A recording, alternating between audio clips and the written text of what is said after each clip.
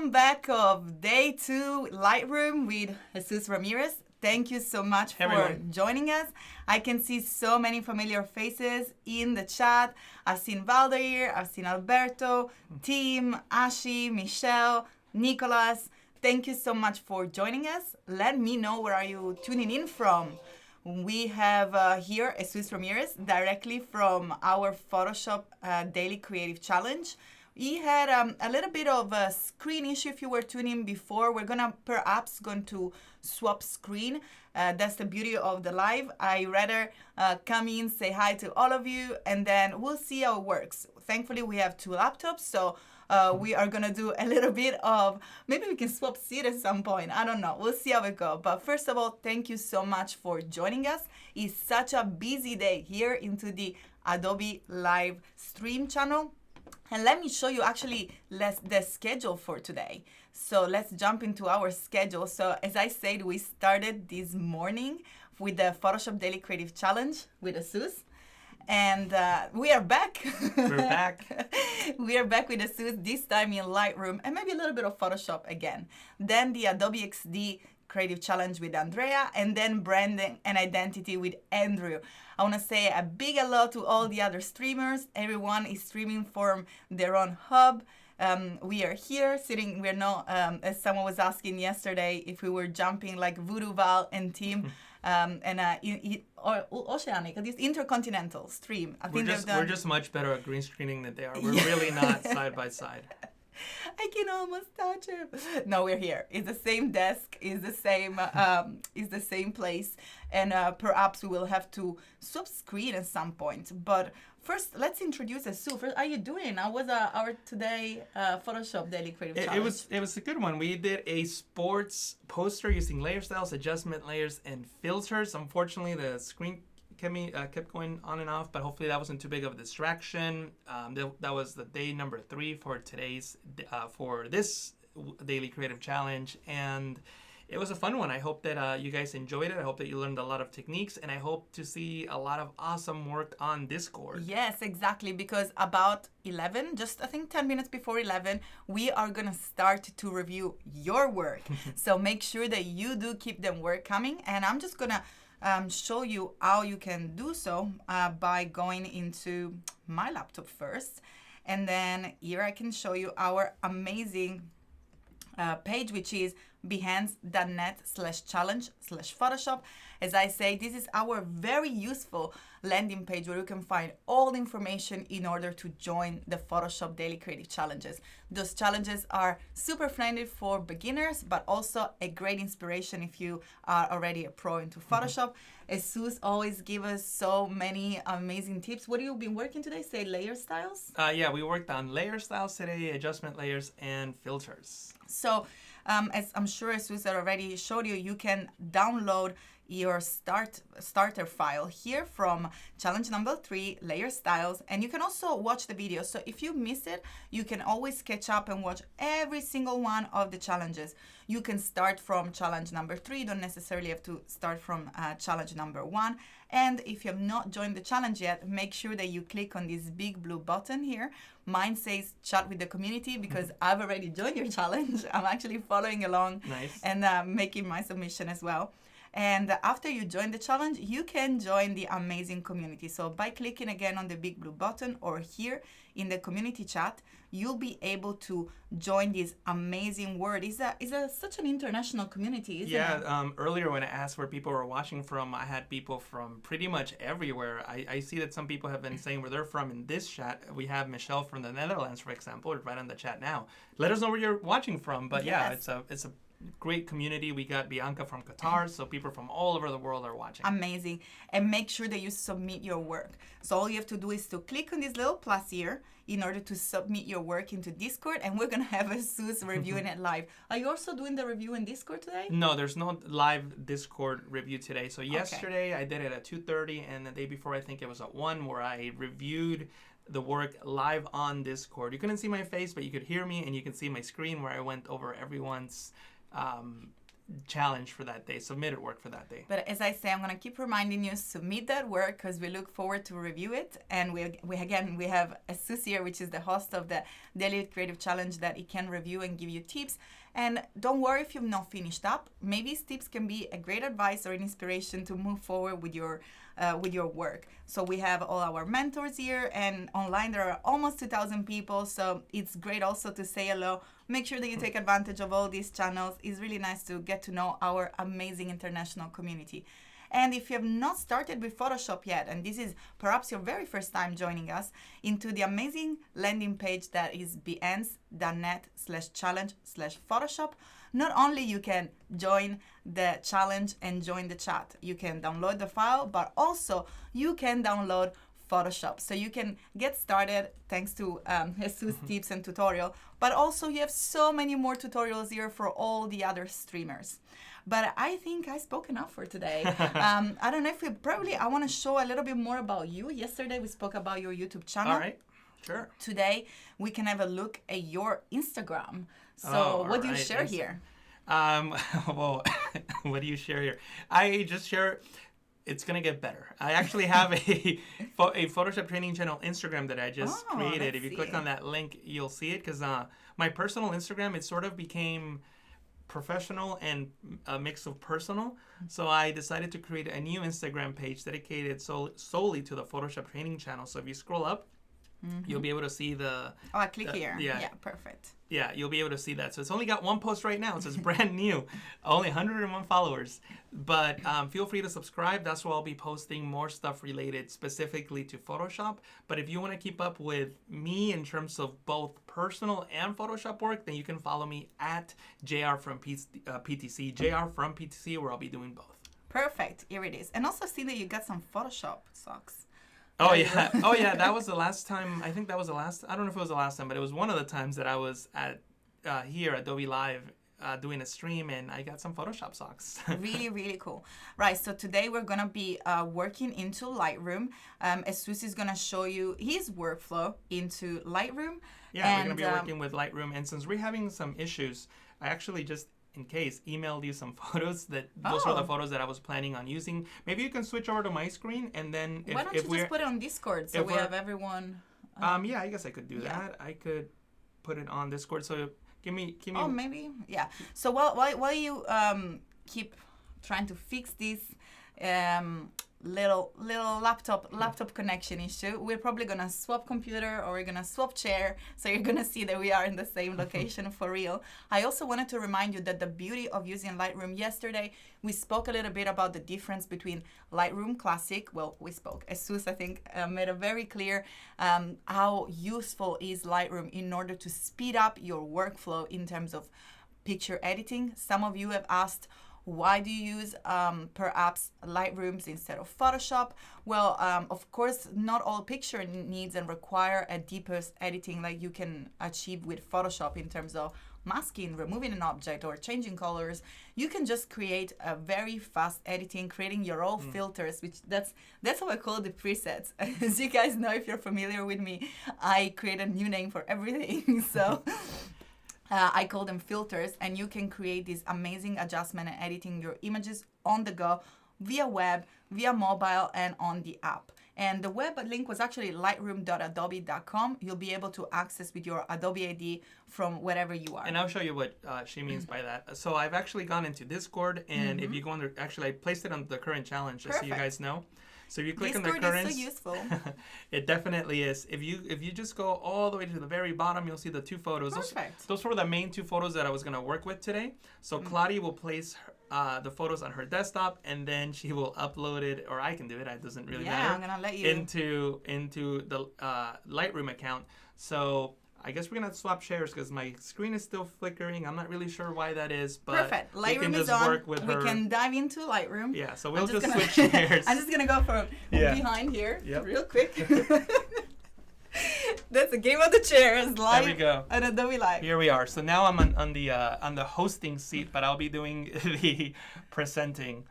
All right, so you can see the screen. I'm in Adobe Lightroom, and let me just upload these two images and you can actually download them from Discord and follow along if you like. And I'll click on review from import, and you can see the 2 photos there, right? I'm going to click on add photos, and that's going to bring in the photos into Lightroom. So, I'm just going to go all your mail. Yeah, she's gonna check all my mail. So we have 2 photos, right? And like I mentioned earlier, you can click on this icon to see both the film strip, or actually the film strip's not. I'm not even at the film strip yet. The film strip will come up when I click this button. There it is. But what I was talking about is if you just open up either a folder or an album and you only see one photo, make sure that you click on either of these 2 icons so that you can see the rest. Pretty cool. So we're going to work with this photo here, which is a photo that I shot in Las Vegas. I think I was here for Photoshop World, Photoshop World, a conference a couple years ago. And it's not a great photo, but we're going to make it look amazing. And what I'm also going to do is I'm going to show you how to selectively pick items so that you can make those into a preset. Because a lot of times you may be working on a specific style for your photo, but before you apply that style, you have to fix the photo so that it looks presentable and then apply that effect. So what I'm going to do here is do 2 things at the same time. Fix the photo so that it looks good, apply an effect, but then I'm going to save a preset that is only going to selectively apply the effect, but not the edits that I made to make it look good. I don't know if that makes any sense. Ooh, that sounds we're going to very cool to learn. We're going to learn that. So what I'm gonna do. I'm just gonna interrupt you real quick because I see Marcus asking where can I get those stickers. So those are some stickers that I created when I won the Chat and Win during the normal streams with Sticker Mule. So perhaps Alberto, I know I still have to send it. Unfortunately, we're a little bit slowing down, and I just wanted to give a shout that everything is, of course, is slow down in this period of time. So send me a message in my own time as soon as I can. I'll send you some stickers just because you're here and joining us, just to thank you for being here. But let's get started into Lightroom. Unfortunately, I won't be able to show my screen unless I'm going to try. But for now, I think we can just focus on you and your work. Yep. Maybe you can do like a good housekeeping as a good host and pass some water so we can have water during this too. Go.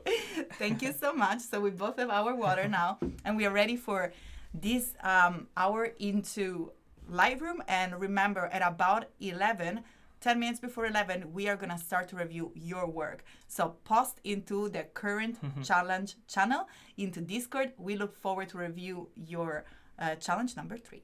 Awesome. Cool. So this is the photo that I'm working with. This is the Las Vegas photo. And by the way, actually, this is a great example of me having to switch over to Kladi's computer of one thing that the apps, Adobe apps, generally speaking, work pretty much the same on a Windows machine and on an Apple machine.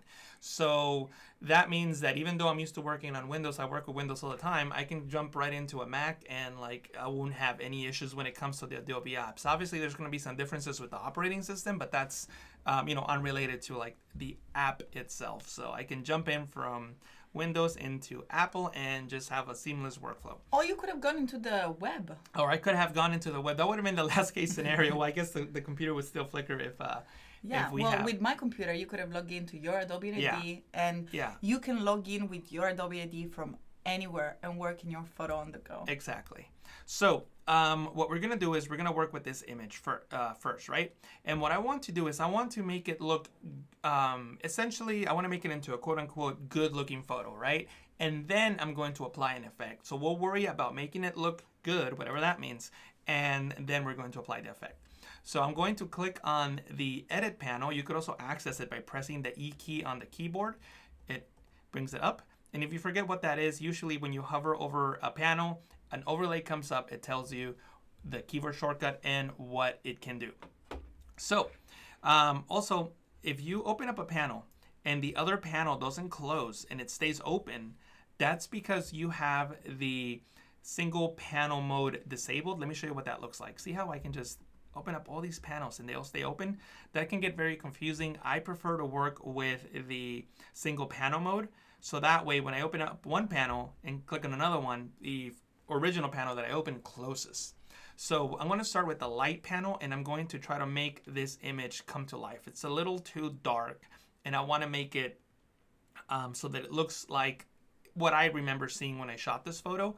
And then we're going to apply a vintage effect to it. So first things first, I think the shadows are too dark, so I'm going to brighten those up, just try to bring some life into the image. And I can already tell that there might have been a little bit of compression done when I sent them over to Discord, but that's okay. We'll work with what we have.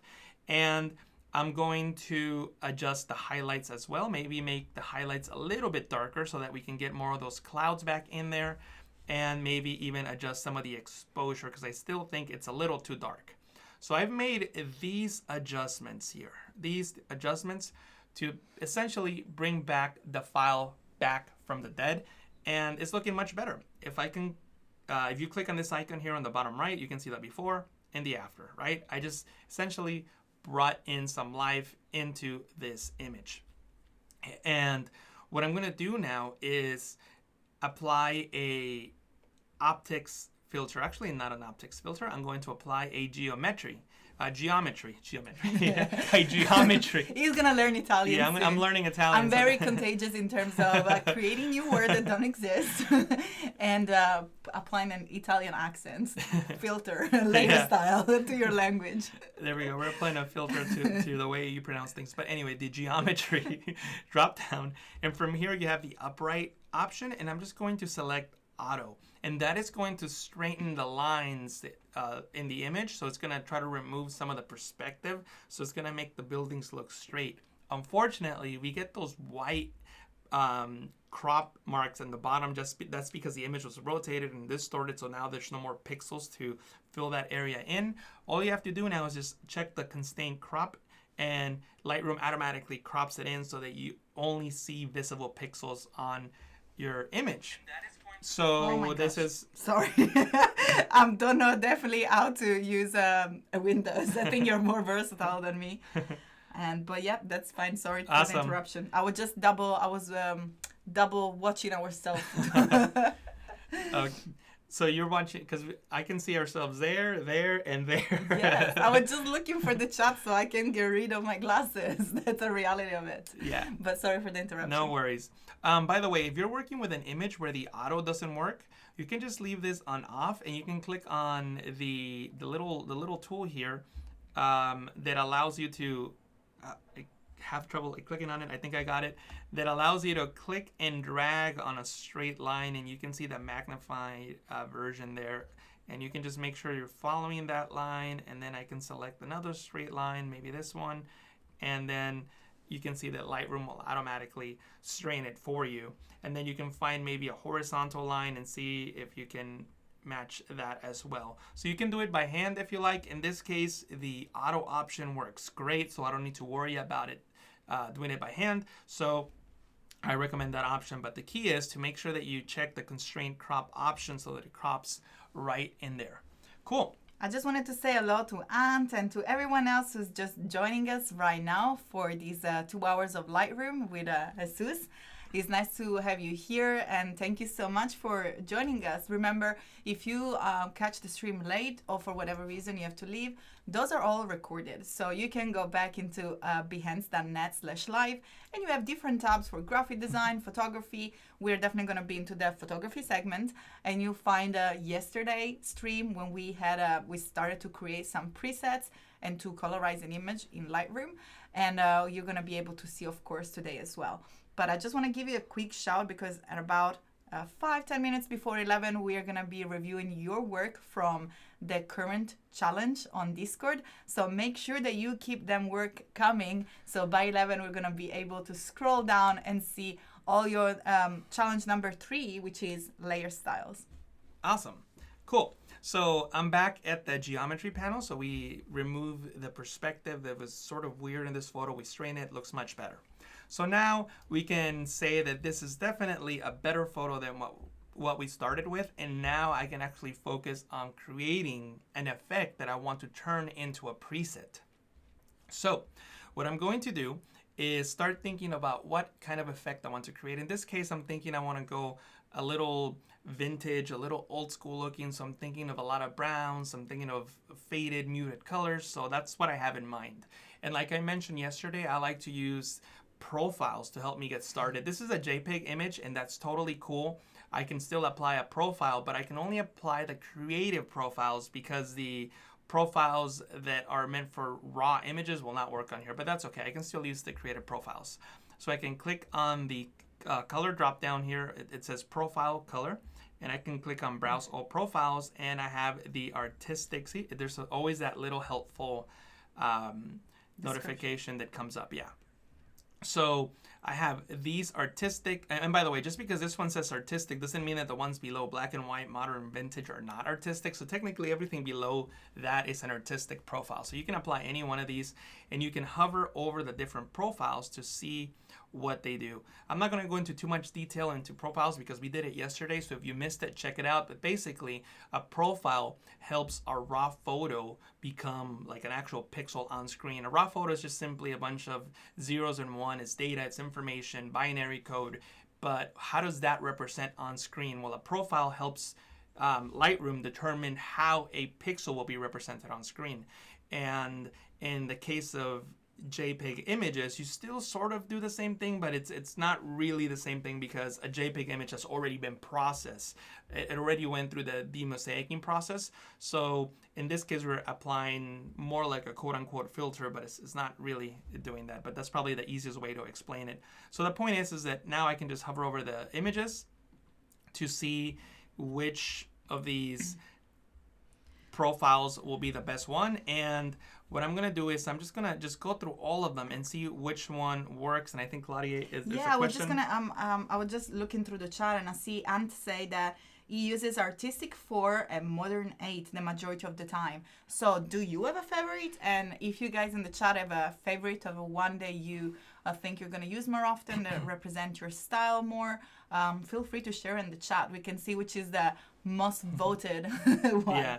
Do you have a favorite, Jesus? I don't. It just depends on what I'm doing. So I don't have favorites. There's certainly ones that I tend to use more. Usually the ones that have like the muted colors, like the ones that don't have like a pure black, they're more like a dark gray. Those are the ones that I tend to work with. And I think Modern 8 was one of the ones that, and I'm sorry, what was it? Artistic 4 Ant said that he uses Artistic 4 and... so Modern 8. Yeah. So this is Modern 8 and Artistic 4 is this one, and these are Ant's favorites. Yeah, they're pretty cool. So for this example, I'm probably going to go for Artistic 7 because it's already giving me that muted, old school, like, it doesn't look modern, doesn't look fresh. It just looks like an old photo, and that's what I want. I want to create like an old looking photo. So I think that Artistic 7 will work in my case. I could use the amount slider to increase the effect or decrease it. In this case, I think right in the center works great.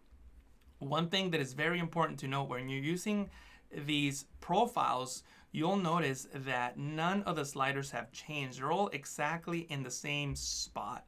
So that means that it's what the profile is doing is simply setting a way in which pixels are going to be represented. So it doesn't change the sliders. That's why I like to start with a color profile, because it could get me there, it could get me to a certain level, and then just fine adjustments to complete the effect that I'm going for. In this case, a retro effect. And we're going to move into the color now. And from here, I'm just going to maybe increase the temperature to make it a little more yellow, like so. Just bring yellow into my image. Again, I'm going for a retro effect, which tends to have a lot of yellows, oranges, and reds. And then maybe decrease the vibrance or even the saturation at the same time. You might also want to adjust with adjust the tint to maybe add more magenta in this case, just to keep it more in those warm colors. So again, this is before and after. Wow, what a change. So we started with a not so good photo, and it was already compressed. So when I put it on Discord, it compressed it even more. So we're working with what we got. But the point is that we're creating this retro effect, right? So next, we can go and see what else we can add to our retro effect. Well, this is an old school image, so I probably want to add a little bit of vignette. We talked about vignettes yesterday as well. I'm just going to go extreme to show you one thing in case you were not here or you forgot. But when you see a slider that has a left-pointing black box here on the right, you can click on that box, and it opens up more options.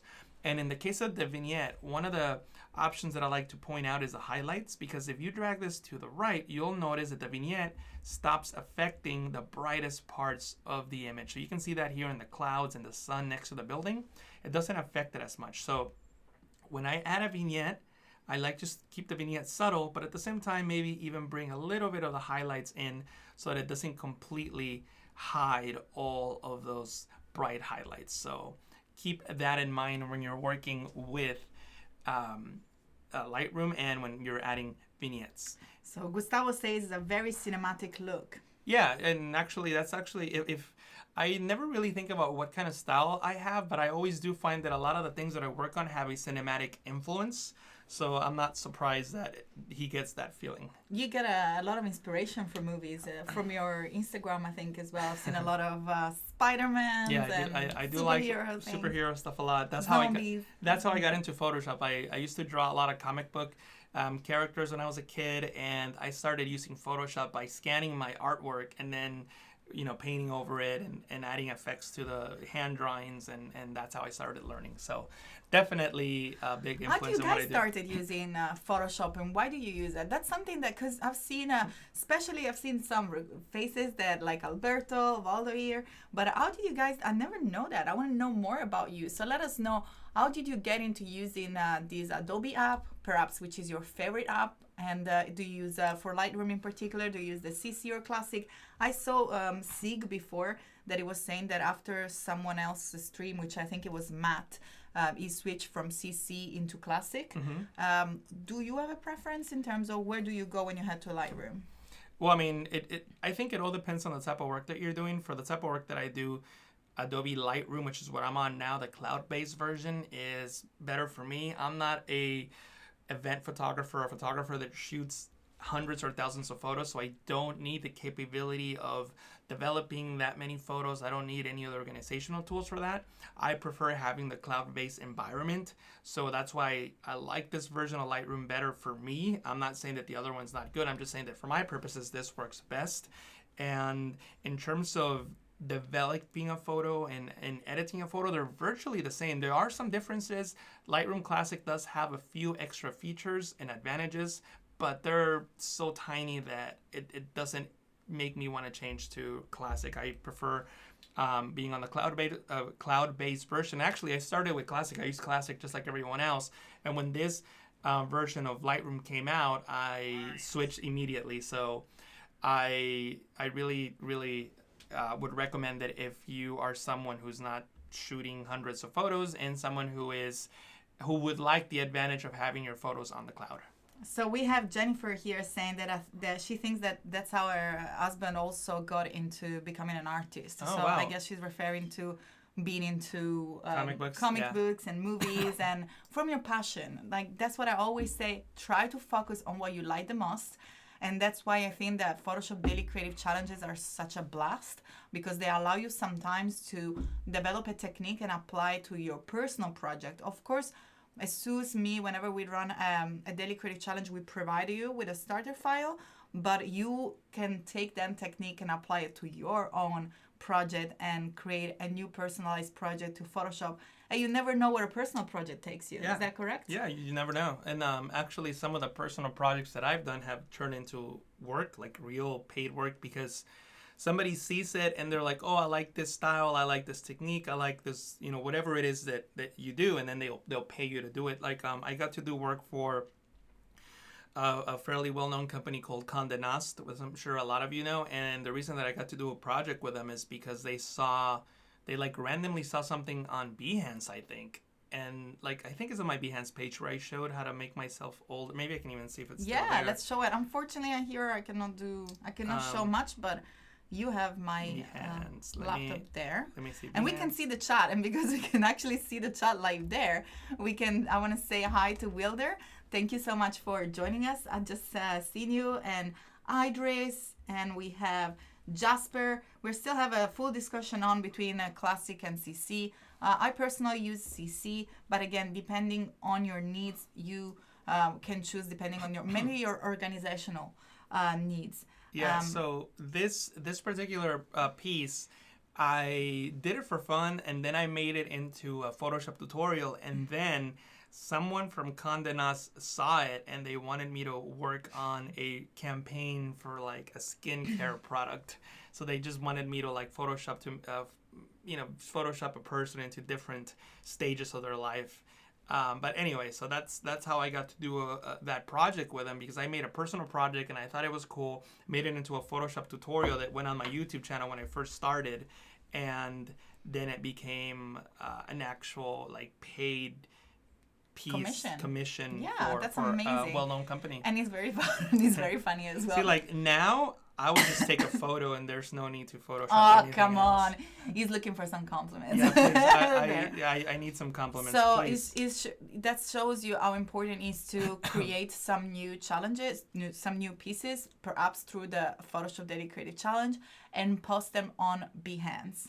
Of course, we are going to review the one from Discord in about 40 minutes. So make sure that you keep your submission coming.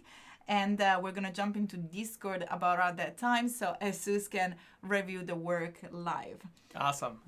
So what I'm going to do now is continue working on this project. So what we have done already is we've made it look much better by fixing the lighting issues in the light panel. We added a color effect using the color panel.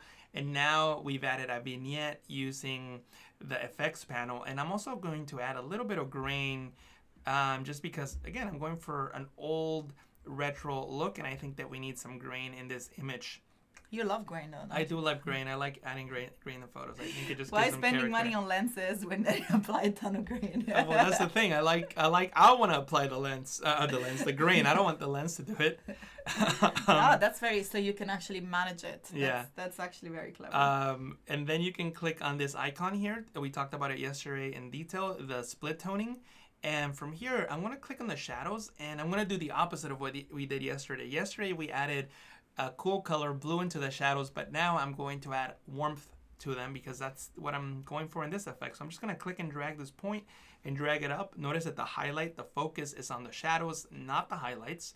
So I can drag this point up and just add a little bit of warmth. Again, I'm going for a retro effect here.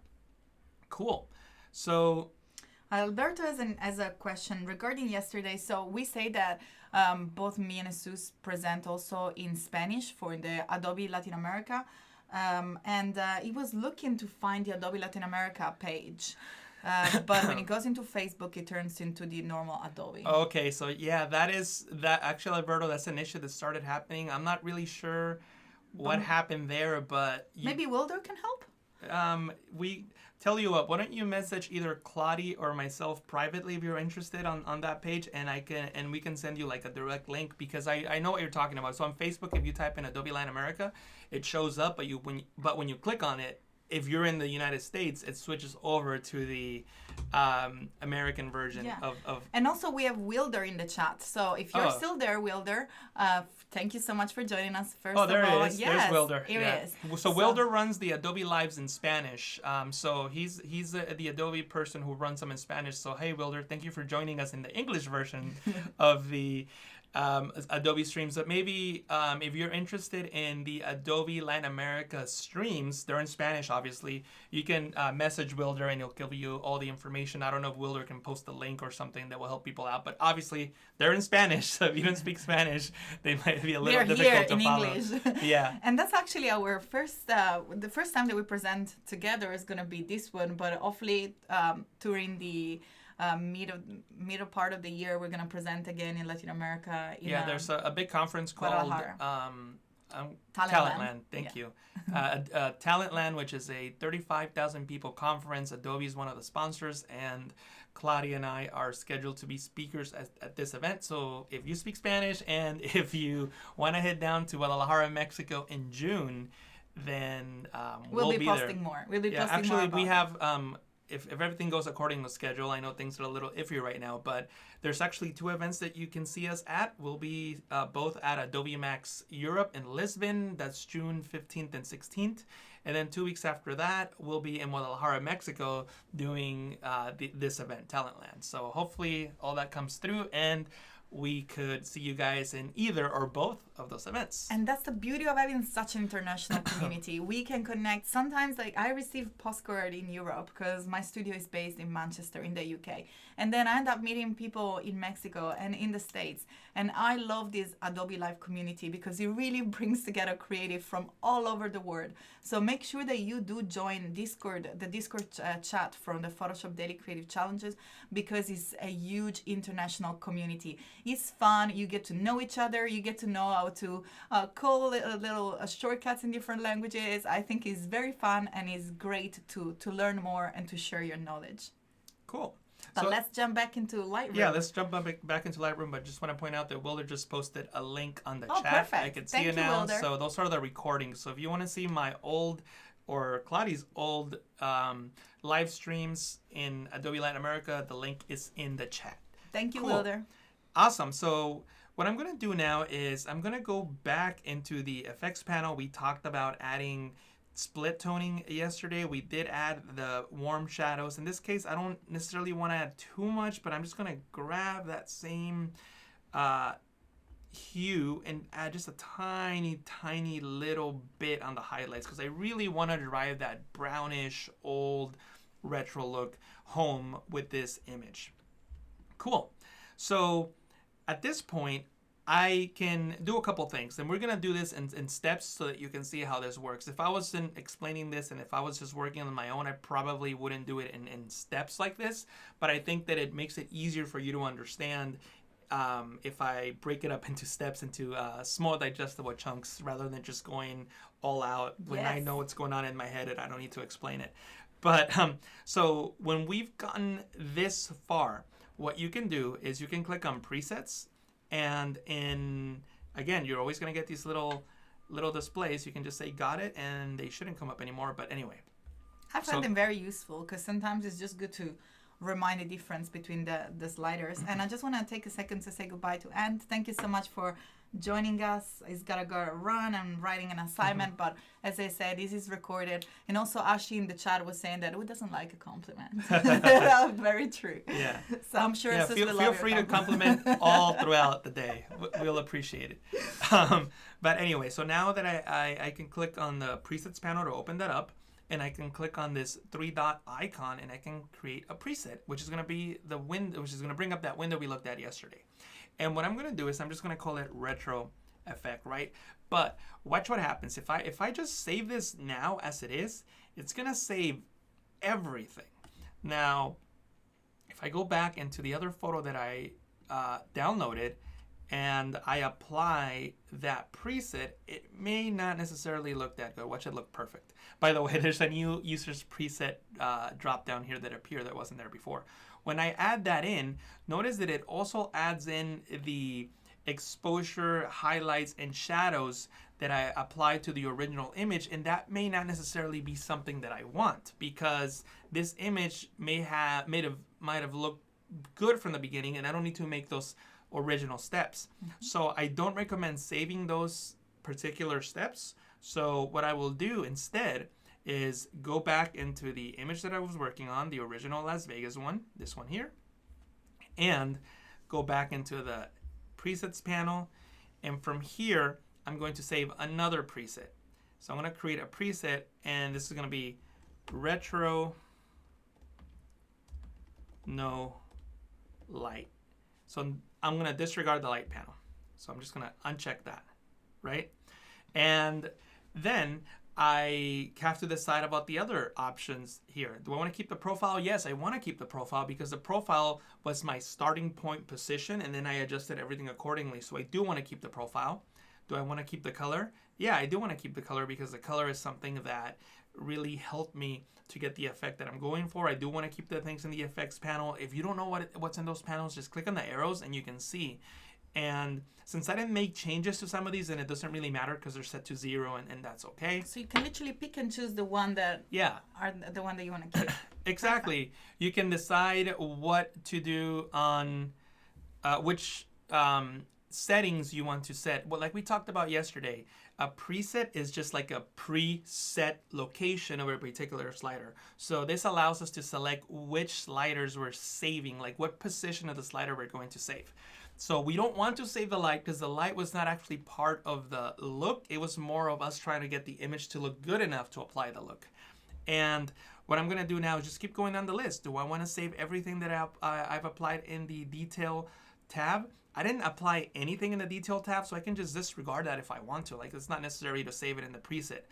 Do I want to save what I did in the optics? I didn't do anything in the optics, so I can disregard that as well. Mm-hmm. I definitely don't want to save the geometry, because when I apply the geometry, I applied it to remove the perspective of those buildings, so the other image may not have those perspective issues, so I don't want to apply that. So I'm selectively looking at the items inside of this panel so that I could just save the things that make my retro effect. So then I can click on save. That's so useful. And now I can go back into the other photo, and you can see there's going to be a difference. It may not necessarily be better, but you're only applying the things that help you create that effect. So you create your really own filters. You create your own filters, right? And actually, in this case, it looks. Oh, actually, sorry. Let me.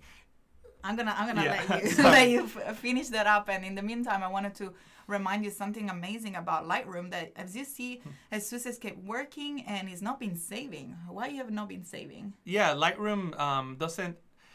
You don't have to save when you're working with Lightroom. Lightroom just keeps track of all your changes, and it just uploads them to the cloud. You can press Control or Command C to undo if you want to, but there's no need to save a file. Anything that you do in Lightroom is not destructive as well, so you can always come back and change it. You see the little cloud updating while you work. Yeah, so there's a little cloud on the top right. It updates as I work. And so we want to say hi also to Paul. Sorry to interrupt you again. I'm going to have to do a little bit of housekeeping here. So I just wanted to make sure that we keep our eyes on the chat just in case you have questions. But we have Paul here. Thank you so much for joining us today. Is that my good friend Ryan Tranny on the chat? Ryan, good to see you, Ryan. I'm glad to see that you're on the chat. We have this thing that we call each other by our middle names. Paul's middle name is Ryan. My middle name's Alfredo, but my family calls me Freddie. So that's what Paul calls me, and I call him Ryan. So Kendrick asked a question, which is, there is a tutorial to put a bread in the toaster. There is actually a tutorial in which you can see how to put a toast into Photoshop. Toast and coffee and banana.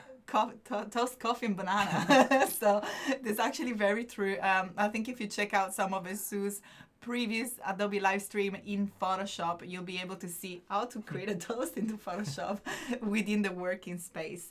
But thank you so much for joining us. We can see Gustavo, also Andreas and Carl has joined us. Thank you so much. And don't forget that in about 40 minutes, we'll be reviewing, Jesus is going to be reviewing your Photoshop Daily Creative Challenge number 3.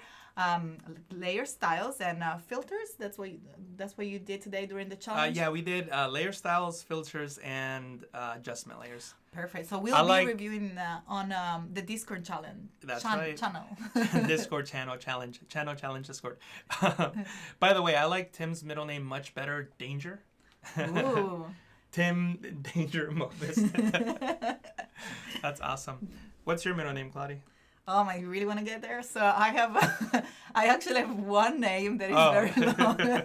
And Jesus always makes fun when I'm booking some plane tickets, because I don't have a middle name, but my full name is Claudia Beatrice.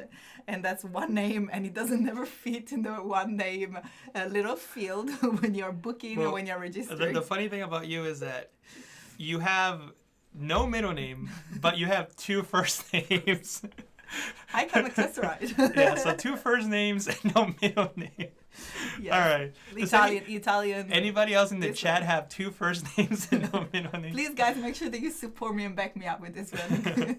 Anyway, so the reason because right now that I clicked on this, you guys might be like, wait a minute, both filters look the same, like they're not changing. Well, the reason is that they have the same settings, so I'm not really overwriting anything. So what I need to do is I need to hold Shift R. Shift R brings us back to the original settings, and if you forget the keyboard shortcut, no worries. You can click on the 3-dot icon and go into reset to original, and you can see the shortcut there. See that? Shift R. So that just brings us back to the original, and then we can apply the retro effect without lights or the one with lights. And you might be thinking, well, the retro effect with lights looks much better, and arguably it does look better. But the thing is that this particular image I chose because it was very similar to the other one in terms of lighting as well.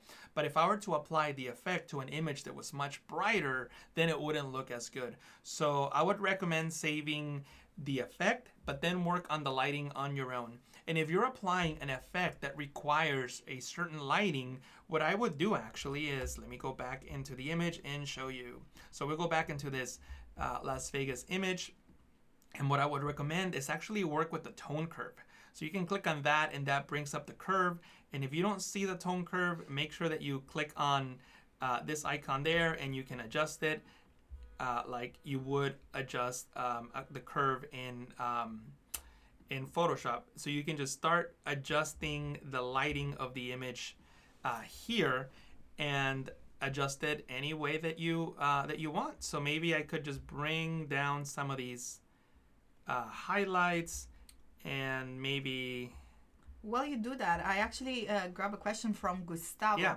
Gustavo asked if you do create several presets from one photo that you edit. Oh, for sure, and that's exactly what I'm doing now. I'm creating several presets from this photo, and actually I noticed that I made a mistake as I was working. So I'll answer that question. I mean, I guess you're kind of seeing me doing that just now, but I'm going to create more presets just from this photo, and we're going to create some more effects that I'm going to just save as a single effect so that you can apply those to your image. Amazing. Also, Ashi said that thank you, Paul. She learned a lot from you. And Paul said, hey, thanks, Ashi. I learned a lot from Jesús. Oh, awesome. Thank you guys both. That's cool. The beauty of the community. We learn from each other. Every time that I do, for example, an Adobe Live or a Photoshop Daily Creative Challenge, I'm the one perhaps who learns all the time that I'm preparing the material. And of course, when I review the work, it's always so inspiring. And the questions, there is no silly question. Keep your question coming. If your work is not finished and maybe you're not sure how to finalize it, just make sure that you publish it anyway into Discord. You share it with us. It's a learning curve for everyone. I always learn and discover new things, new tools, and new path and new workflow to achieve the result that we want to do. Cool. So one thing that I didn't mention earlier when I was adjusting the curve, when I enabled it, make sure that you click on, I had the tone curve enabled, but what I really want to do is click on the RGB, which is this one here. And with this one here, and actually, by the way, I just want to give a quick shout out to Juliana Lucarelli, which is Kladi's mom. So everybody say hi to Julie, Kladi's mom. She's and also, there in the chat. It's Father's Day in Italy, so happy Father's Day, Dad. Buena festa del papá. Anyway, so I actually had the tone curve active, and that's not really what I wanted. I wanted to click on the RGB here, and the reason that I wanted to do that is so that I can select so that the curve works more like the curve in Photoshop. So if you're familiar with that, it'll work more like that curve. And then you can click and drag this black point up, and see how it's making the dark colors just a little muted, not completely black. So you may want to do that in that effect, and you want to bring this down. And in case you missed the part or forgot why I'm doing this, is because I want to also, in this effect, control the lighting. So this part of the lighting adjustment is actually for the effect, right? This is not to make the image look better. So I use the curve to apply a lighting effect to my retro effect. I know that's a little confusing, but the reason that I did that is so that I can now go into my presets, create a preset, and in this case, I'm going to uncheck the light, but I'm going to open it up, and I'm going to add the tone curve, because I do want to keep the curve in my effect, not the other lighting adjustments, because those were only made to make the photo look better to apply the retro effect to. So I can call this retro tone curve. So when I apply this effect to this image here, let me double click on that, you can see all the different presets we've made. We have the retro effect that just applies everything, the no light, and the one with tone curve. Again, you might be thinking, well, the one that you added everything to looks better. It looks better on this image because the lighting is very similar to the other photo, but that won't always be the case. So what I like to do is I like to apply the effect. In this case will be the retro tone curve, and then just adjust this particular photo accordingly, right? So the lighting adjustments that I make are only particular to this image and no other image. So then once I get this looking the way that I want it, I can continue applying other effects. So I'm gonna go back into this image and I'm gonna show you a couple other things that you can do to save on your presets. So I'm going to now click on the radio gradient here, and I'm just gonna click and drag from the center and just create this radio gradient right there. And what I'm gonna do is I'm just going to make sure that what I'm selecting is in the outside. If I hover over that dot, you'll see that red overlay. The red overlay indicates the pixels that I'm going to affect. If you don't see that dot by any chance, just press the O key on the keyboard and you can show the mask overlay. See that? I'm just pressing the O key. So then you'll be able to see it. So what I want to do is I want to make sure that that overlay is on the outside, not on the inside. So I can just click on the invert button there, and there you go. I'm only affecting the outside of the image. And what I'm going to do is I'm going to reduce the sharpness so that I could create a blurry effect. That might be a little too much. So I can just bring that in, and maybe I could adjust the feather, which is right up here. The feather simply determines how blurry the edge of that circle is. Let me actually bring up the overlay so that you could see. See, if I bring down the feather to 0, you have a very sharp edge. You don't want to do that. And if I bring it to the right, it's a little smoother, and you can decide how big or small you want it. It's totally up to you. So now that I have this, what I'm gonna do is save just that gradient as a preset so that I could apply only that gradient to any other image that I want.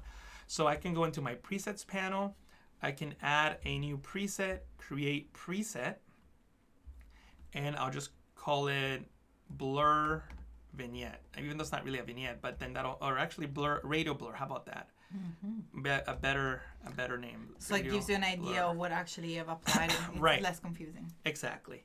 So I'm just going to disable everything, right? Because I don't want to save any of this stuff. Nothing. The only thing I want to save is the tools. What tool do I want to save? The radio gradient. So that's all I want to save, radio gradient. I'm going to click on save, and now I can go into another image, any other photo, it doesn't matter. I'm just going to bring it back to its original settings. Shift R, once again, Shift R, or the 3-dot icon, reset to original. And what I can do now is hit the E key on the keyboard to bring up the edit panel, open up the presets panel, and I have my radio blur. See that? See how I just applied the radio blur and nothing else? So you have to think about not only the effects that you apply, but how you can start stacking them. Because in some images, you may want the retro effect, but not the radio blur. So I don't recommend just saving one giant preset that has all these different things. If you watch my stream from earlier during the Photoshop Daily Creative Challenge, you probably heard me say it a bunch of times that I'm a big control freak when it comes to Photoshop and Lightroom. Hopefully Can I not? Hopefully not the real world, but this allows me to have more control over my presets, how I apply them, what specific things I apply. So again, I can press Shift R, and maybe I just want the retro effect, but no blurriness outside. If I want to add the blurriness outside, I can then click on radio blur. And this also shows you how you can stack presets on top of one another. So whenever you apply a preset, it'll just adjust the slider to the preset location.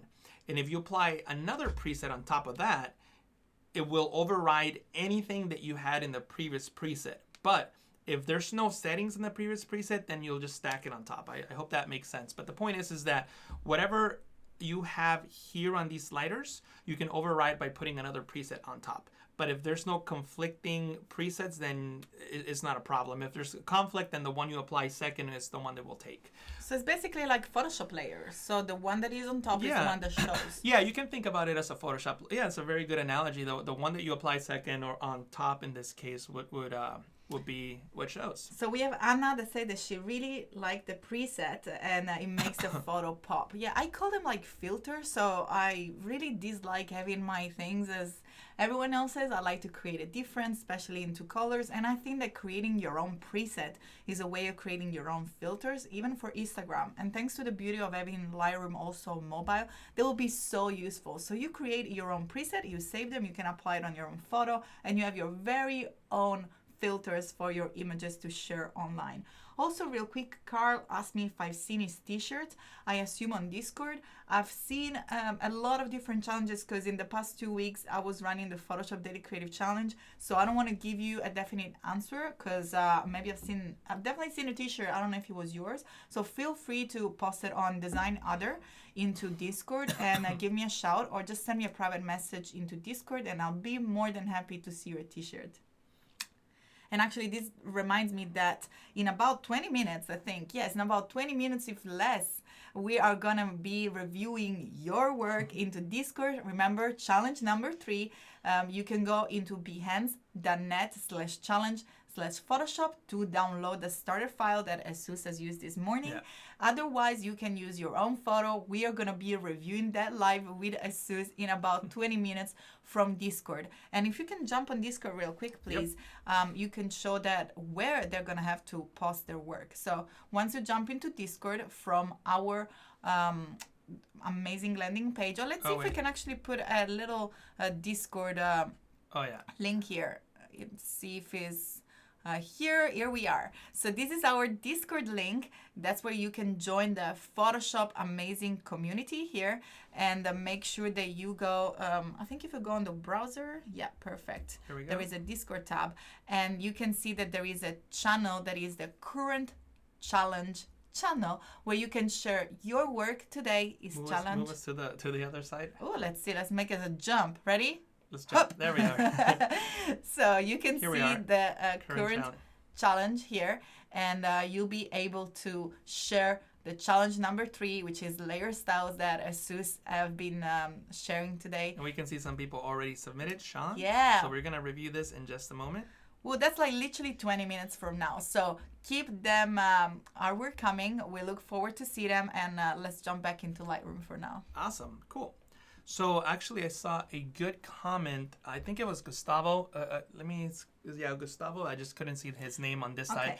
And he wrote that he wasn't aware that you could apply several presets to a photo. That's going to be very helpful. I'm going to delete the hundreds of little versions I used to make out of every preset. Exactly. So if you're not stacking presets, then you have to make a full entire preset for everything, right?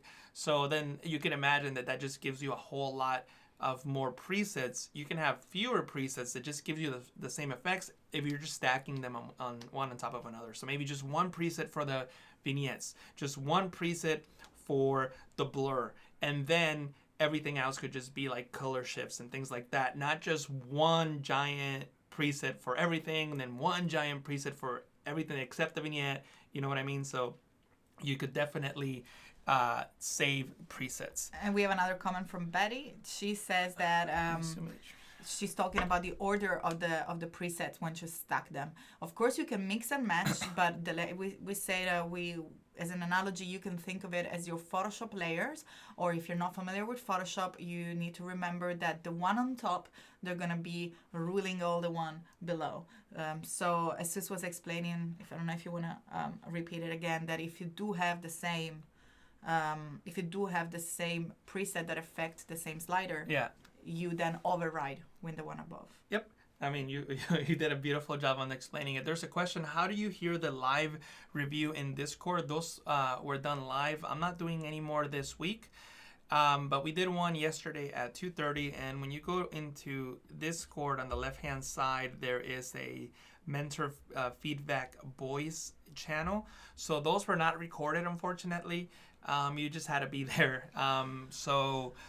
But also we are reviewing here. We are reviewing it here. So all you have to do is to post your artwork and your challenge into the current challenge channel, and we'll be reviewing it here. So we're going to bring it into Jesús' screen. And also someone was making comment about this being a little bit too colorful for you. Once we finish with today Lightroom, I'll probably be able to do a little magic at the end with the screen. Okay. See if we personalize in a different way. Also Wilder was saying that that's how you speed up your workflow, creating all these different presets. Yeah, you have so much control. Yeah. With all these different presets. Cool. So I know we don't have too much time. There's a couple things I want to show. So I'm going to go back into our working image and just show you guys another cool type of preset that you can create to save for your project. So I'm going to create another radial filter. Click and drag. Oh, did I already create it? Yeah. So Pilar says the talent line is officially canceled. So Pilar, at the moment they're not set a date. So we are aware that it's been postponed. Of course, there is going to be future communication in order to see what's going to happen in terms of dates. Yeah, but maybe we'll see. We'll see. We're definitely going to post in our social media. We share the Jesús Instagram handle before, and my Instagrams and all my social media is I am Kladi. Pretty easy to remember, so make sure that you follow in order to get some news. Those are times in which we need to stay aware on what's going on, and we'll definitely keep you guys posted. Cool. So what I need to do now is just show you guys a couple other things. So we have the original radio filter that we created, but I want to create another one. This is going to be more of a sun highlight type of thing. You guys probably seen that online a lot, that people just create these radials, and what happens is that they increase the exposure. Notice how I'm increasing the exposure outside. I want to increase the exposure inside, so I'll click on invert. There it is. That's way too much. But this is just basically like a highlight that's going to be really hot and just, enhancing the sun here basically. So I'm going to click and drag and apply that there. Maybe I'll brighten up the shadows a little bit. So that's just like a highlight there. And I'll feather it even more just so that it's not so sharp on the edges there. It's just like a bright light created there, right? So what I could do now is go into my presets panel and do the same thing I did earlier. I can create a new preset. And actually what I need to do this time is it'll save this one as well. So I'll just delete that one for now. And you can delete a radio by clicking on the point as you saw and then just hitting the delete key. And I'm going to go into the Create Presets tab and uncheck all of them because I don't need any of these. I only need my tool, which is the radial gradient, not the linear one. And I'll click on Save, but before I got to name it. So I'll just call it Sun Glow and click on Save. And there it is. So now I can go into my previous image, this one here. And I can go into my edit panel by pressing E, go into the presets tab, and then I can go into my sun glow, and there it is. I added my sun glow to my image. Did I add that? Yeah, there it is. So you can save your presets and apply them to your images accordingly. Cool. So what I'm going to do now is go back into this image and just keep working on my project. I can keep adding more kinds of effects. For example, here's another cool one that I like to add. And actually, you can even, this one and the one I'm about to show, you can actually download it for free from Adobe, because I did some courses on presets on the Adobe Help X website. Let me show you how you can access those. If you go into your Creative Cloud account, you'll be able to click on Lightroom. You can click on photography if you don't see it, and click on the Lightroom tab, and you'll see these Lightroom courses. 3 of the ones shown here are mine, but you can click on View More, and you'll go into this Lightroom tutorials page where you can scroll down and you'll see this course titled Enhance Your Photos with Presets. And what you can do is just can click on any one of these courses and you can download the sample files. And I believe this one, if I'm not mistaken, this one has presets that you can download, which include the sun glow that I just applied. Actually, one that I spent a little more time working on, making it look nicer and prettier. And also presets that have light leaks. Some of you might be familiar with the old school cameras that let light into the film, and when you shot a photo, you had those imperfections on the edges that were bright blue, magenta colors, light leaks. Yeah, so those, I created presets for those, and you can find those in this course. I'm pretty sure it was this course here, import presets from other creators to expand your preset library, and you can click on the links here to get the practice files and to get the presets. And there's also written tutorials as well. Yeah, so Judy, I hope I pronounce your name correctly, is asking if you share Lightroom presets, free Lightroom presets. I don't have any, I'm not like a person who sells Lightroom presets. I know people like Matt Klaskowski, who was here a couple of weeks ago, Ariel Vey, they have wonderful presets that you can download. Some are paid, some are free. The free presets that I have is what I'm showing you now on this course from Adobe, and if I'm not mistaken, is the second file, a smaller file, the get files here. And actually, so those are for free. Those are absolutely free. Those are on the Alpex website, and they are part of the amazing Adobe community where you can find resources and learn how to use the app. And of course, you have a lot of free materials like this preset created by Jan and Jesús. You have different people that have created the courses and of course provided the material with it. So if you download this get files file here, the second one, the smaller one, the 11 kilobyte file, those are the presets that you could install into Lightroom. And all you need to do is go into your edit panel, click on presets, and click on this 3-dot icon and import presets. And you should be able to see them wherever your file is downloaded. For example, here they are, all those presets. I think I can download them all at once, if I'm not mistaken. Yep, import. And you'll see my vintage pack here. And you'll see the presets. See how I have some light leaks? See that, light leaks? And oh, that's really cool. The sun flares. So those are all for free, correct? Those are all for free and vintage look. So you can check those out. Obviously, I'm applying those on top of the effect that I have going on now. So it's super vintage. So it's super vintagey. So let me try it on this photo because I don't want to reset that one. So I'll reset this one.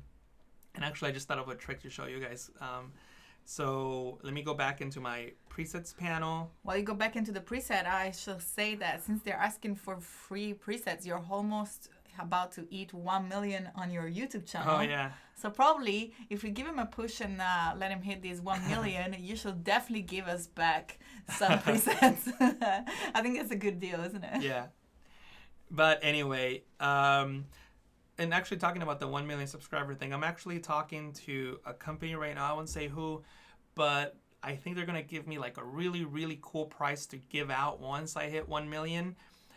Right now, it looks like, unfortunately, it will only be for people who live in North America because they can only ship this beautiful, beautiful, beautiful piece of hardware out to North America. But I'm going to announce it on my YouTube channel once I get all the details. Let's jump on your YouTube channel since we're talking about it. Yeah. Unfortunately, if it was, as you can see, guys, basically, I don't have any laptop today, but I've given Jesús my Mac so it can show this flexibility between the two different windows and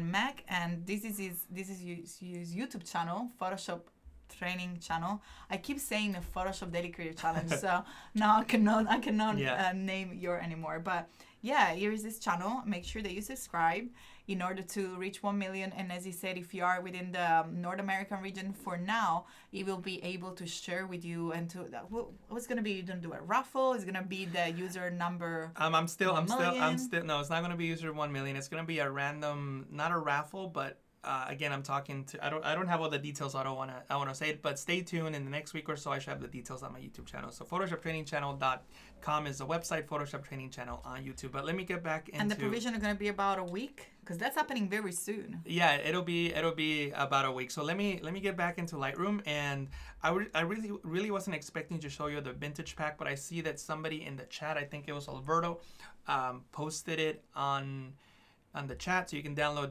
these presets. So these are the light leaks that I was going to create now to show you guys. And basically, the way that I made those was by, and I'll do it on this photo since it's already like reset it and I don't have to worry about it. Is there a question? So the one that Alberto shared are from Kendall. Oh, okay. But of course you can find the one that we were talking about earlier with Jesús going from your Adobe Creative Cloud and then Lightroom. From the Creative Cloud app. tutorials. Yeah, from the Creative Cloud app, you go into Lightroom and just click on View More. And then you're going to go into the Adobe page that has all the courses for Lightroom. These are all free. And just so you guys know, I know that Jen Cavili made some of them. She was in the chat yesterday. I know other people have worked on them as well. Mine are the beginner photo editing course, the local adjustment course, and the preset course. And on the second one, import presets from other creators to expand your preset library. That's the one where you can download the vintage pack that we're talking about here today. So what I'm going to do is I'm going to show you guys how to create those light leaks. And the way that I created them, they're very simple. All I did was I created a linear gradient and then just, did something like this where it's not too wide, not too thick, and just rotate it so it's not perfectly vertical. And then I just increased the exposure and then brought down the temperature to add blue. And then you could duplicate any filter or radio that you apply, any radio filter that you applied, and I can just make it smaller and then change the temperature on that or the tint just to give it a different color. So now you can see how it's.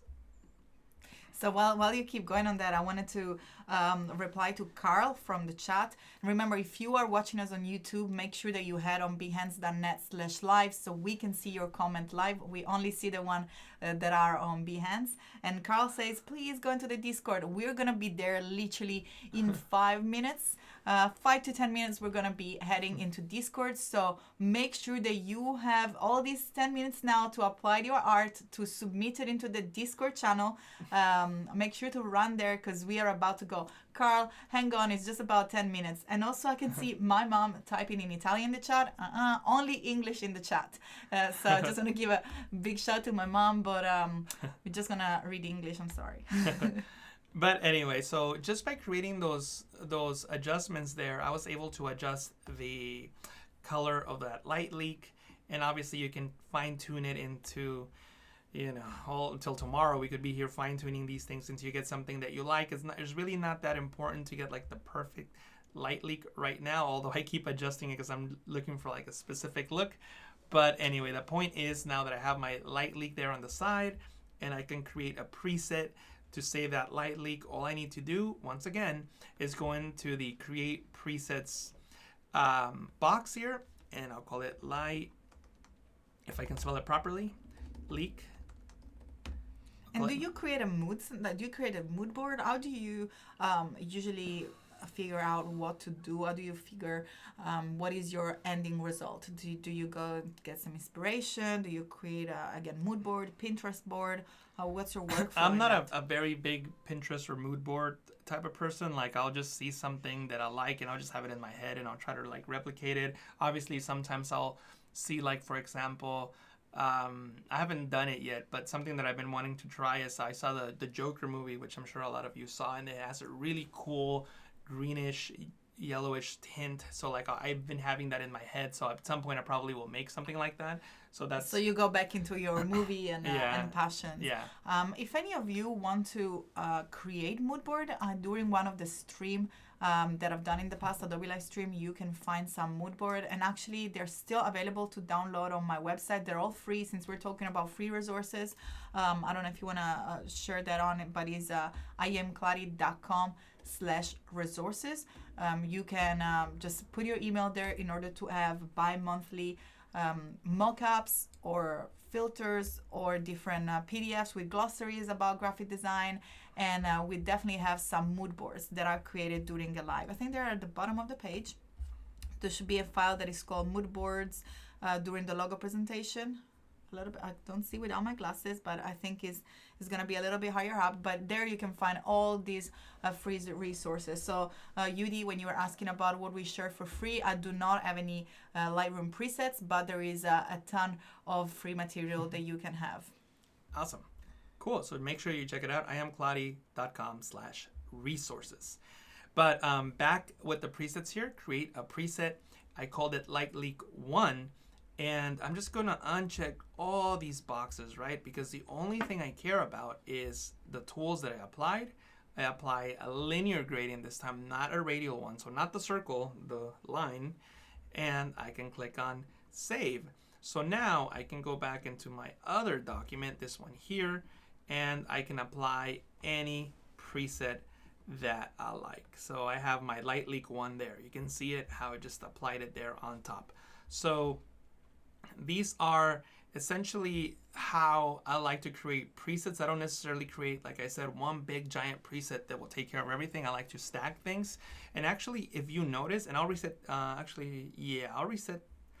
selectively reset this image. So what I'll do is I'll go into the color panel, and if you hold Option, it changes the label to reset. See that? So reset color, reset effects, reset detail, and I won't reset anything else. So you can choose which one to reset. Yeah. And I'm just going to go into the linear gradient and just delete those because I kind of want to go back to that like original image, but I want to keep the lighting. So go back into this one. So you speed your workflow so much by using the preset and selectively deciding which one to keep, which one to remove. I'm not a big Lightroom user. I use it more on my mobile, and that's perhaps a question that I want to know from the chat. Which Lightroom do you use? Do you use Lightroom on desktop or do you use Lightroom on mobile? I personally use it more on mobile, so I tend to refer back to Photoshop, and I love the way that you can optimize your workflow when you're actually in the app. You literally stylize the image, very, very seamless workflow. Yep. But anyway, what I was going to say was that now that I resetted the image back to where I had it before, what I could do is I could organize my presets, because what happens is that you might start creating all these presets. You might start just having all these different groups, and things can get a little confusing. So something that I like to show people is that you could manage presets here. So on the three dot icon, you can click on Manage Preset, and you can click on these different boxes to decide which presets you're going to show. For example, if I don't want to have the vintage pack that I downloaded showing, I can simply just hide it. So I can click on this icon here, and it just hides that vintage pack, so I don't see it anymore.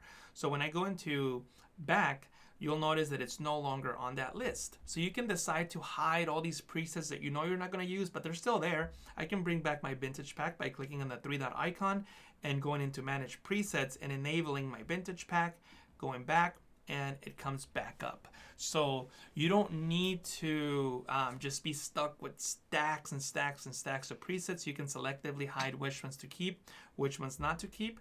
Also, if Lightroom actually kind of does a little bit of what I just showed you guys on its own.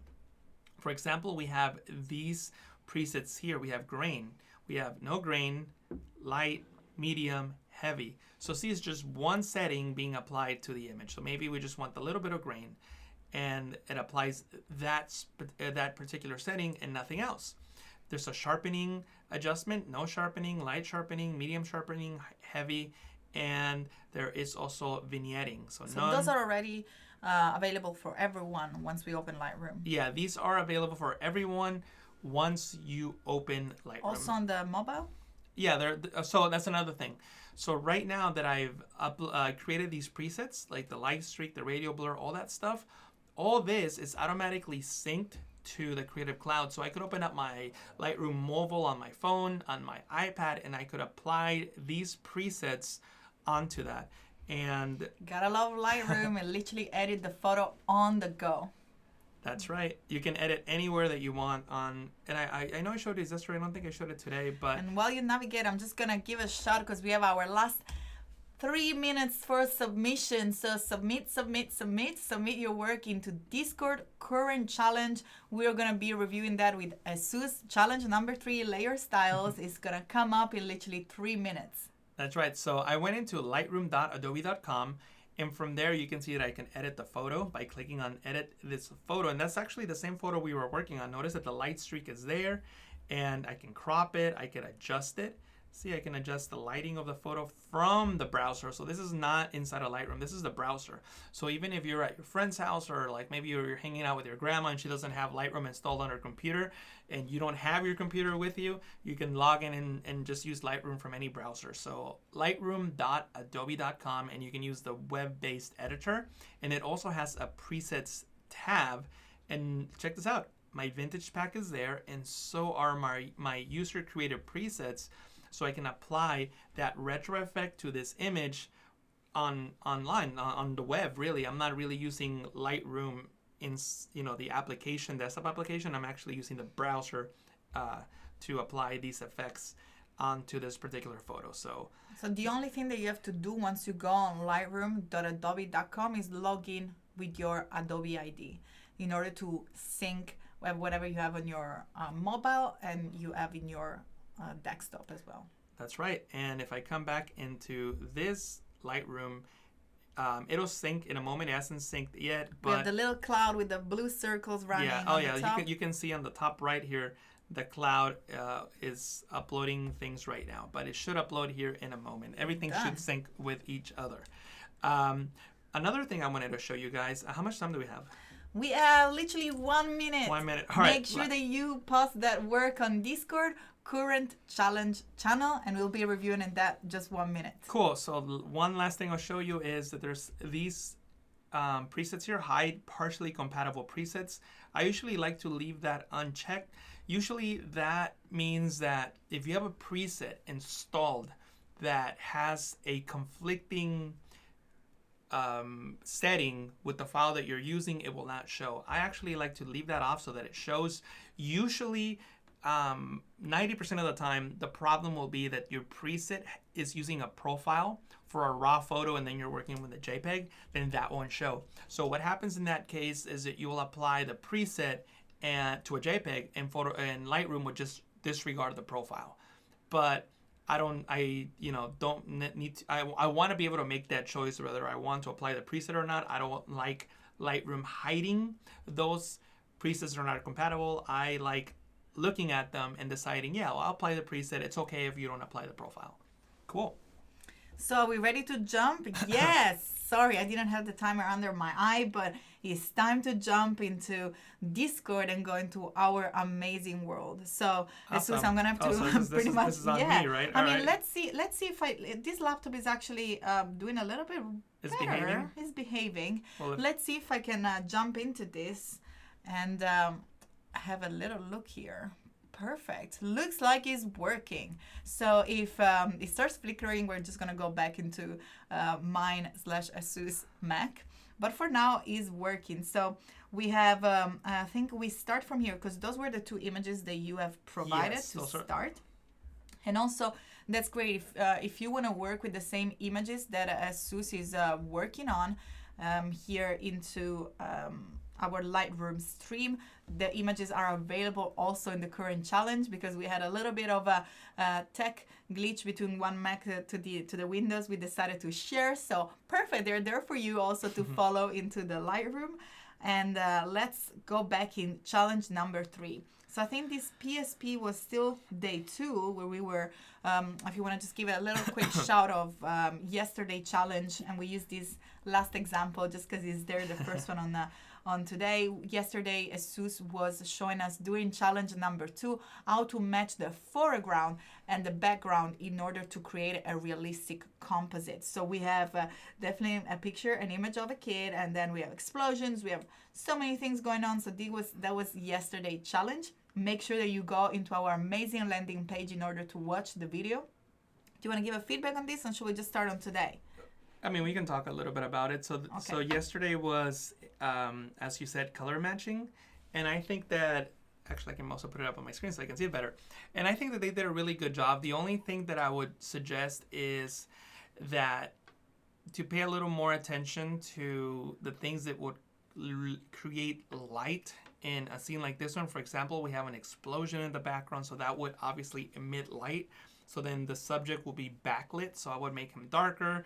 There's also lighting that is hitting the ground, his hands. So that would also cause, light to be created and hitting surfaces. So I would just dodge and burn and highlight certain areas and add shadows in other areas to just make it more realistic, because the light in the scene doesn't really match what's being shown. So it makes it look a little weird.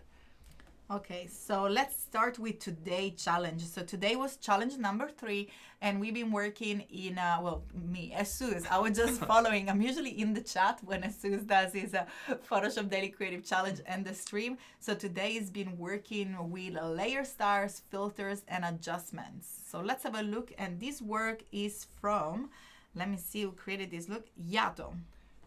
So Yato created this, and it's fantastic. They followed the tutorial, or the stream rather, to a T. They did a fantastic job. They decided to add NWSL, National Women's Soccer League. It's awesome.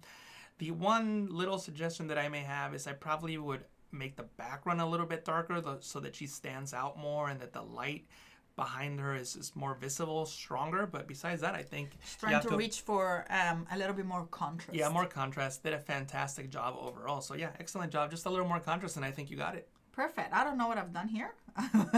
I'm still using a Jesús PC, but here we have. So we have a PSP when is done is before and after of the challenge number 2. But cool. Let's go back. Let's follow in challenge number 3. We have bands. Let's see if we can bring this up. Yes. Bends. Awesome. So I think that you did a fantastic job. I like how you, first of all, put the text behind her. I think it really works great. The glow, it's not that I don't like the yellow. I just don't think the yellow is blending properly. I would have probably kept it red or just try to blend it even more. I think part of the problem is similar to the previous example. The background might be a little too light, so I would probably just add a little more contrast just so that she pops and then that yellow pops. And if you're gonna make it yellow, I would just make it a stronger, deeper, richer yellow. This one seems a little muted and it doesn't seem too bright, so I would just make it brighter. Go bold or go home, we say. So For sure. I think I like the idea. I like the color yellow because it gives you an idea of energy and speed and light, and I think that yellow and red works very well. Also, big shout to Lecce, which is my soccer team from my hometown in Italy, which has got yellow and red colors. So it works well to me, but I agree with Jesús. You probably need definitely more contrast and a brighter yellow just to have a bolder adjustment to really convey that energy and the strength through the light. But very well done. It looks beautiful. I love what you've done with the type. See, that's what I say always. It's so exciting and inspiring to see your work because it gives us new ideas. For sure. Lovely, lovely work, bands. Cool. So we have challenge from yesterday from Jackson's. I think we just jump at the moment on the today challenge. Okay. And then we perhaps if we finish, we go back on challenge number 2 just so we are a little bit more consistent. But here we go with Sean.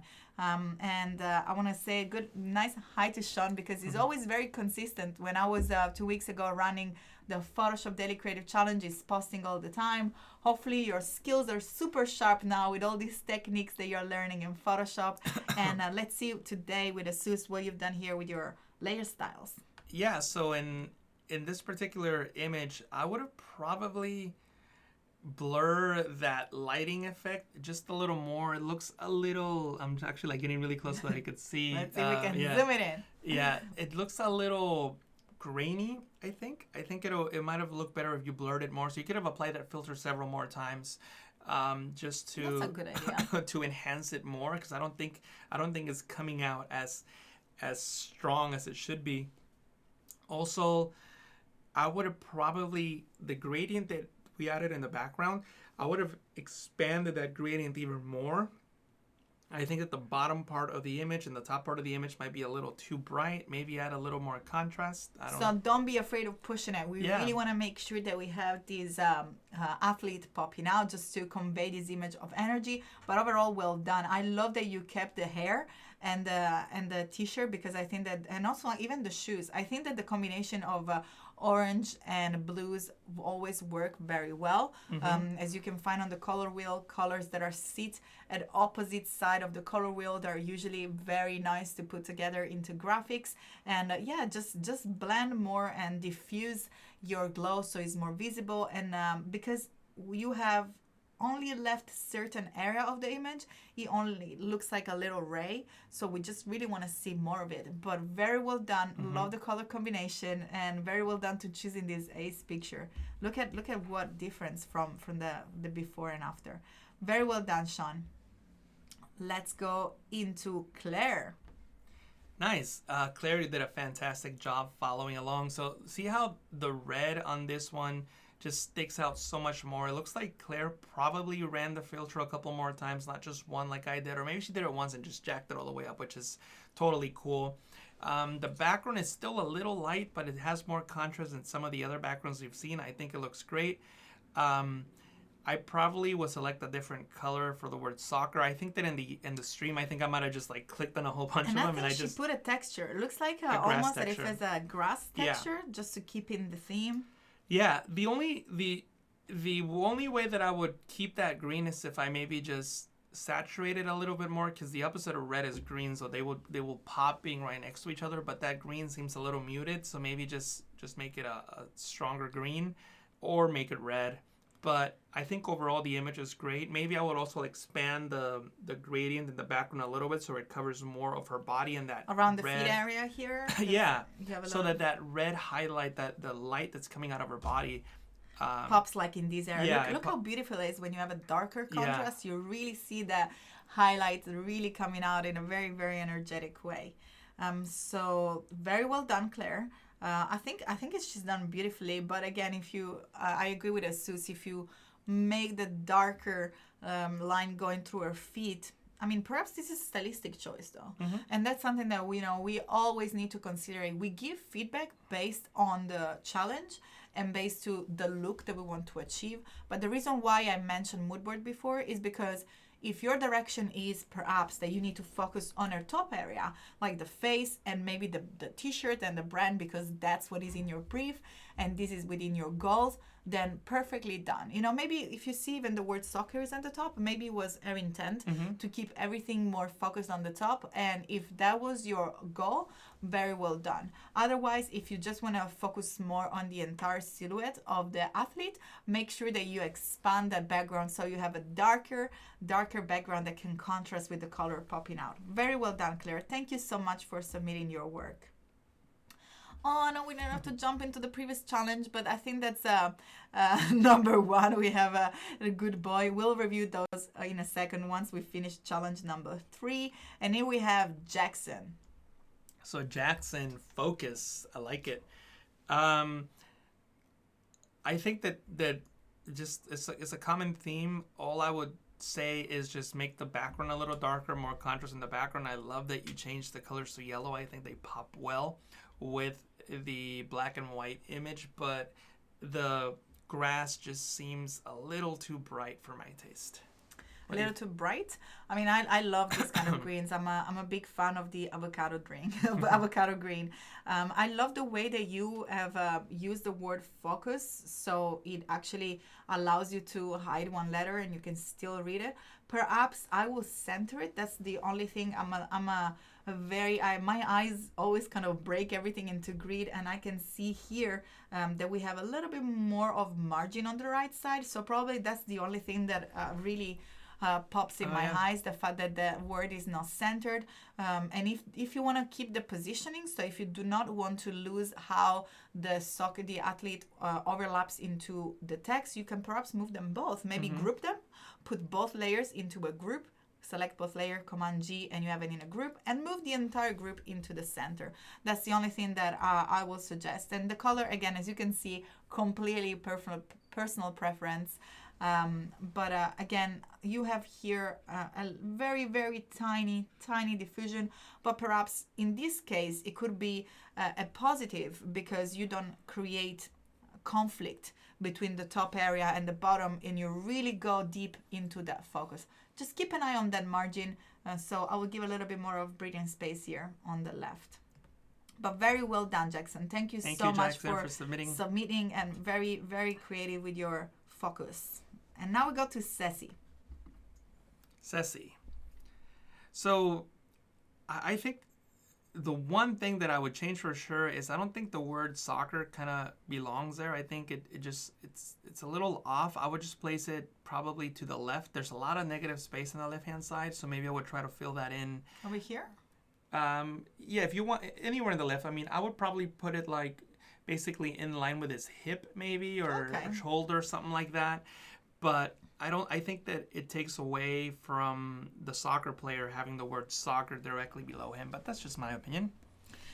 Yeah, I mean, more than that, perhaps what we want to reflect on is that we have a lot of negative space. And when we talk about negative space, we talk about empty space that is used around images in order to create contrast. But in this case, because we have a lot going on, your eyes are almost drawn into the black, which is this area here, which is very, very dark. So here you have a perfect contrast.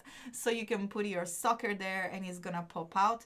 I love the blue. I love the way that you have retained the blue throughout, and you can see that it pops very well. But yeah, maybe move the letter over here, unless, for example, this is supposed to be a banner. So if this is supposed to be a banner and this is the great place where you can place some text, perhaps, but really take advantage of the negative space. So as Jesús said, maybe moving this soccer into the middle of the black area that you have of this negative, beautiful space will allow you to really focus into the midline of the photo. But very well done. I think it's actually a very cool photo.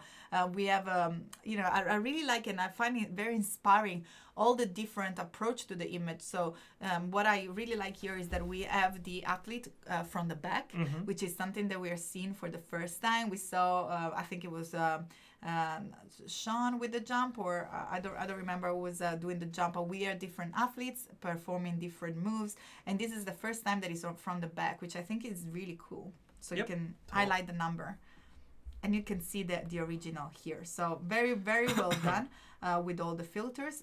Just make sure that you perhaps move the soccer where you have more negative space. And then we have Wonky, which starts with these original photos, which is a normal full color. And then here we go, we have our after. Awesome. Clearly a Crystal Palace fan. So I would have probably... I'm trying to see. I think it's very well done. It's well done, but I just wish that the highlight, that blur that's coming out of them was stronger, like we saw in some of the other examples. I think it being too light kind of takes away from the image. Oh, maybe we can just we can get rid of the white, because I think the white is also brought up, and we just leave all the stripe of color. Yeah. So maybe that's what Jesús is commenting on, just that there is a lot of filter applied, and we could perhaps hide it and brush it off in the mask, all this area over here, so they turn a little bit more gray, and we just have the little stripes of red which connects with the red. I love it. I think you've done a very, very great job. I think you've done also, did you remove one of the soccer player? Look. Yeah, he removed the... Very well done. So he actually removed the other one, and he had a full space. I love what you've done here with this image. You also added the logo just to keep it more consistent with the color palette that you've been using. Again, one little tweak, which is my eyes bring me to it, is that the logo, as you can see, the margin here between the logo and the end of the canvas. And maybe this is just the way that you cropped it. But I would just move the logo a little bit more in, just to keep a little bit of a safe margin.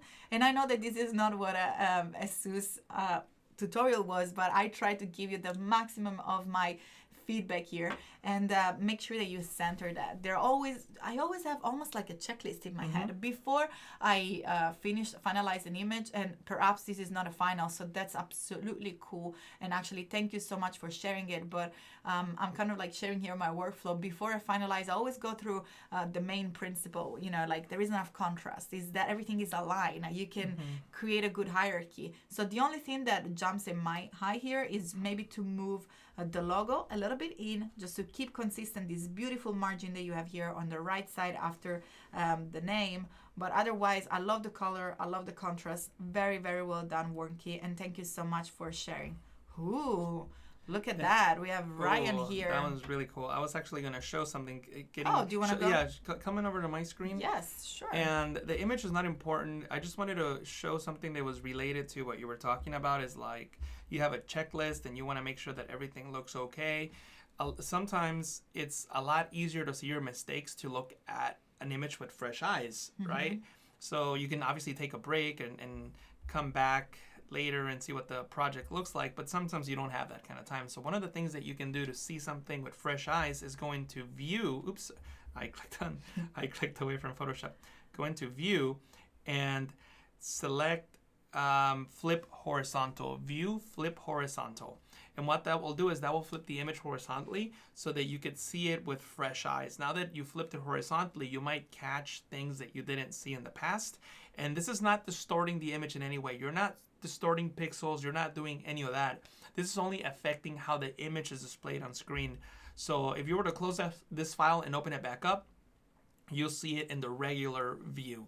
So View, Flip Horizontal. In the past, people used to do this as a trick. They used to go into Image, Image Rotation, Flip Canvas Horizontal, but that actually did flip the image. And this is a small image, so it did it fairly quickly, but if you're working with a composite with all these different layers with smart objects and things like that, doing that flip will take a really long time. So it wasn't an efficient way of working. And if I'm not mistaken, Photoshop, I want to say 2017, if I'm not mistaken, maybe somebody in the chat could correct me, added the feature of going into the view panel and selecting flip horizontal, so you can just change the view, change the way the image is displayed temporarily so that you could see it, and then hopefully spot mistakes that you hadn't seen before. Because when you're looking at an image for hours and hours and hours, things are just gonna disappear. You won't be able to see them. But if you flip it horizontally, all of a sudden you might catch mistakes that were just there and you were not catching before. So I'm just want to grab some comments from the chat. Carl said that he posted into the past challenge. Please go into our current challenge channel, because we're going to be scroll down to everyone's artwork there. So you want to make sure that we current see challenge, right? Yes. So if you want to make sure that you actually see, we see our work and we comment it and give it a feedback online, make sure that you post it there. We have about a little bit less than 15 minutes. Hopefully we're going to be able to run through all of them, but also I want to address some more comments here in the chat. Ashi was sharing her opinion that in her opinion it's always good to print it first. I completely agree. Of course, depend on what the purpose of the image is. I always call it fit for purpose, to make sure that the image is fit for your purpose. If it's a digital image, of course, you do not need to print, but if it's an advert or if it's like a postcard, something that you're going to be printing before you send it to the real printer, is always better to test. So I completely agree with you, Ashi. Thank you so much for bringing that up when you're working with color. And that's great, especially for the filters that we were talking about, because what Jesus was pointing out in terms of contrast, and thank you, Ashi, for mentioning that. I love print, and this is one of my specialization. I specialize in branding and print. When you do create them gradients and you have a very soft light and not enough contrast, when you print, the paper is gonna soak in all the ink. So the majority of the one that we have seen that didn't have enough contrast, if you print them, they're not gonna be really visible. So make sure that you always do some tests before you print it or you send it to a final printer. And thank you so much, Ashi, for bringing this topping up. Also, Yana, thank you so much for joining us. And Aki, today was something with the soccer. As you know, besides having Jesus loving for movie and everything, there is a cinematic. His other love is football. Yeah, but you actually still play football, don't you, Jesus? I pretend to nowadays. At my advanced age, I can't play anymore. No, I'm just kidding. I play once a week. I used to play every day. At one point, I was playing every day, several times a day, but that's when I was training. I used to play in college, so I trained twice a day and then sometimes even 3 times a day. But No more of that. We have another comment from Susanna. Colors are so subjective and device dependent. That's absolutely right. You are correct, Susanna. Depending on, I can already see it here from my screen here, which is Asus MSI Prestige. I think this is the name Prestige of 15, yeah. Prestige 15. This is Asus laptop, and my MacBook Pro is already a completely different look. Also, I don't know if you can peel this off while I'm going through the review, because everyone's saying that this is like too much for you. You need less. I need less. Maybe I don't maybe even you'll know be how able. to. I don't know how to peel this off. I wanted to do a little. I don't want to break it, so. It's fine. Maybe for next stream. Here we go. Yeah, There so everyone was saying that this is It's too bright, this is too Kladi, This is too Kladi. Here, we'll put it Here we go. We're going to pretend that we have the same laptop. I think it was Sig saying that, but aside this silliness, let's go back into our feedback. I love this one. Let's see who's done it. Ryan. Yeah, this is a really good one, Ryan. Well, first of all, I love what you did with the background, way better than what I did probably. So excellent job. I like how you broke up the words, the one word into two lines. I like how you kept the shadows. You did a fantastic job. I mean, you took the principles of the challenge and you just took it to the next level, which is what the challenges are all about. There's nothing wrong with following what I do step by step and showing that. That's totally fine. That's how we all learn. But I think that you should take those techniques and apply them even to the same images, like in this case, and just do something completely different, something that just came out of your head. So excellent job. But that's what I always say, and I keep repeating. The creative challenges are great for beginner, and they're great for professional or someone who's already clearly like Ryan at a go and using Photoshop. Save space for everyone to learn, and Photoshop, the daily creative challenges are for everyone. Whatever industry are you from, this looks like an advert or poster, definitely from a graphic designer. Or if you're a photographer, or if you're working in marketing communication and you just need to create some social media, this is a great space where you can refine and learn either from scratch or to fine-tune and create new portfolio pieces. Ryan, definitely that needs to go on your Behance. It looks beautiful. For beautiful sure. Work. Excellent job, Ryan. Thank you so much for submitting it. So we have Hibaha here with our before. Hopefully it loads here. Yep. So we have jumping, and then we have the after. I think you did a great job. I really like how you implemented the colors of the shoes and his shorts onto the text. I think that was a nice touch.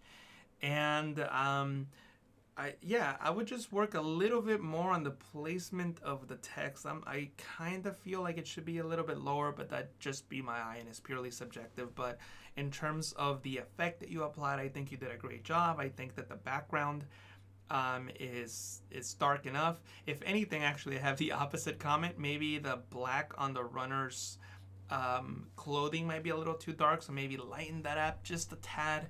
But I think it's a fantastic composite. Good job. Yes, I love the way perhaps that it contrasts here. Yeah. So I like that this is darker, so it creates this balance from the top right and the bottom left. But we have Carl that says go to the bottom of the page. So let's move forward. Very well done, Ibaha. I really like the way that you've been working.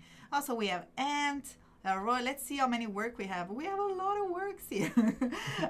Claire Louise, it's got another one. This beautiful pet photos. Oh, look at that. Sassy. I'm so glad I scrolled down. Well done. I love when people pick up the feedback and straight away implemented it. Yeah. So very, very hats off to you to doing it so fast.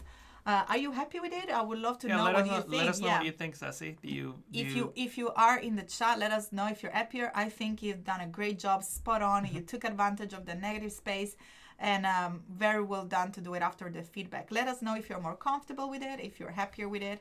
And I'm going to go with Catherine. We literally have 1 minute, Asus, so maybe we can squeeze two. Maybe we can squeeze two. Let's go quickly. So we have COVID-19 UK self-isolation rules hits women's football. Wow. This seems like a headline out of like a newspaper. So the one thing I would say is I like it all. The one thing I would change is the font. It's a little hard to read for me. So just make sure that you use fonts that are easier to read. maybe spread the letters apart a bit, maybe even a little larger. But besides that, I think you've done a fantastic job. Again, if it's going to be a printed advert, you really want to bump up that contrast, because otherwise the ink is going to be soaked in. So really make sure that this red becomes more visible by adding more contrast, or as Jesús says, duplicating, repeating. Yeah. Applying the filters more than once. You can apply the filter more than once. I agree with the font. Keep the title with a bold, but maybe use something less chunky for the text. And we have Elroy. Almost time to say goodbye here. So let's review maybe this one and another one. We got to check this Manchester. As you guys know, I'm from Manchester. Studio Printmysoul is my creative practice into Manchester, UK. Big shout to everyone in Manchester.